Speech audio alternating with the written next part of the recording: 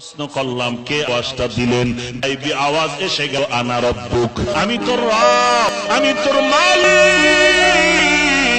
মুসা নবী বলেন, মালিক তোমার আওয়াজ এত সুন্দর, না জানি তুমি কত সুন্দর রে মালিক।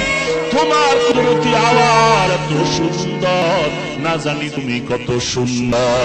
মুসা নবী এই কথা বলে বলে রব্বি আরিনি, তুমি আমাকে দেখা দাও, দেখা দাও, দেখা দাও। এতদিন তোমাকে না দেখিয়া নাচ করেছি, এতদিন তোমাকে দেখতে পাই নাই। তুমি আল্লাহ জানি কেমন, তোমার আওয়াজ এত সুন্দর, না জানি আল্লাহ তুমি কত সুন্দর।